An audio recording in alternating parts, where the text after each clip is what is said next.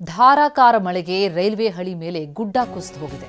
ಹಾಸನ ಜಿಲ್ಲೆ ಸಕಲೇಶಪುರ ತಾಲೂಕಿನ ಯಡೇಕುಮಾರಿ ಬಳಿ ನಡೆದಂತಹ ಘಟನೆ ಇದು.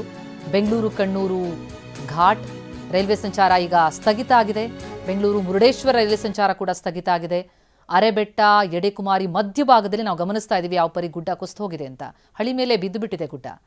ಹಾಗಾಗಿ ರೈಲ್ವೆ ಸಿಬ್ಬಂದಿ ಅದನ್ನು ತೆರವುಗೊಳಿಸ್ತಾ ಇದ್ದಾರೆ. ಈಗ ರೈಲ್ವೆ ಸಂಚಾರ ಸ್ತಬ್ಧ ಆಗಿದೆ. ಪ್ರಯಾಣಿಕರಿಗೆ ನೀರು, ಕಾಫಿ, ಟೀ ವ್ಯವಸ್ಥೆಯನ್ನ ಮಾಡಿದ್ದಾರೆ ಸಿಬ್ಬಂದಿ. ರೈಲ್ವೆ ಸಂಚಾರ ಈಗ ಬೆಂಗಳೂರು ಮುರುಡೇಶ್ವರ ನಡುವೆ ಸ್ಥಗಿತ ಆಗಿದೆ. ಜೊತೆಗೆ ಬೆಂಗಳೂರು ಕಣ್ಣೂರು ಘಾಟ್ ರೈಲು ಸಂಚಾರ ಕೂಡ ಸ್ಥಗಿತ ಆಗಿದೆ. ಹಾಸನ ಜಿಲ್ಲೆ ಸಕಲೇಶಪುರ ತಾಲೂಕಿನ ಯಡೇಕುಮಾರಿ ಬಳಿ ನಡೆದಂತಹ ಘಟನೆ ಇದು. ಹಳಿ ಮೇಲೆ ಗುಡ್ಡ ಕುಸಿದು ಬಿದ್ದಿದ್ರಿಂದ ಅದನ್ನು ತೆರವುಗೊಳಿಸುವಂತಹ ಕಾರ್ಯ ಭರದಿಂದ ಸಾಗ್ತಾ ಇದೆ. ಧಾರಾಕಾರವಾಗಿ ಮಳೆ ಸುರಿತಾ ಇದೆ. ಅದರ ಪರಿಣಾಮವಾಗಿ ಆದಂತಹ ಘಟನೆ ಇದು. ಹೀಗಾಗಿ ರೈಲ್ವೆ ಸಂಚಾರ ಸ್ತಬ್ಧ ಆಗಿದೆ ಈ ಭಾಗದಲ್ಲಿ.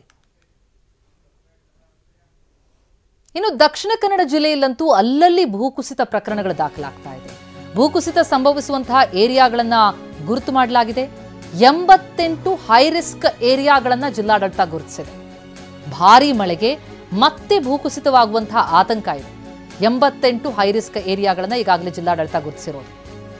ಅಂದ್ರೆ ದಕ್ಷಿಣ ಕನ್ನಡ ಜಿಲ್ಲೆಯಲ್ಲೇ ಈ ಹೈರಿಸ್ಕ್ ಪ್ರದೇಶಗಳಿವೆ. ಬೆಳ್ತಂಗಡಿಯಲ್ಲಿ 35 ಹೈರಿಸ್ಕ್ ಏರಿಯಾಗಳನ್ನು ಗುರುತಿಸಲಾಗಿದೆ.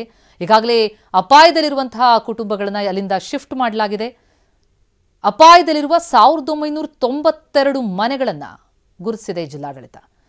ಅತ್ಯಂತ ಅಪಾಯದಲ್ಲಿರುವಂತಹ 244 ಮನೆಗಳನ್ನು ಗುರುತಿಸಲಾಗಿದೆ.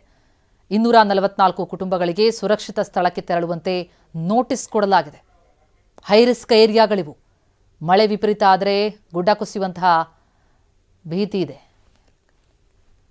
88 ಹೈರಿಸ್ಕ್ ಏರಿಯಾಗಳನ್ನು ಗಮನಿಸ್ತಾ ಇದ್ದೀವಿ ಸ್ಕ್ರೀನ್ ಮೇಲೆ. ಹೆಚ್ಚಿನ ಮಳೆಯಾದರೆ ಇವರನ್ನ ಇಲ್ಲಿಂದ ಶಿಫ್ಟ್ ಮಾಡಲಾಗುತ್ತೆ.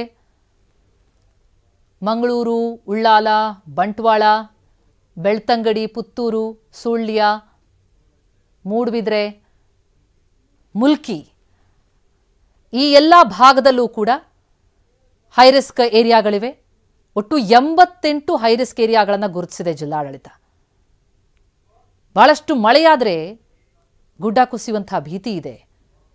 ಹಾಗಾಗಿ ಅಲ್ಲಿರುವಂತಹ ಮನೆಗಳನ್ನು ಶಿಫ್ಟ್ ಮಾಡಲಾಗ್ತಾ ಇದೆ.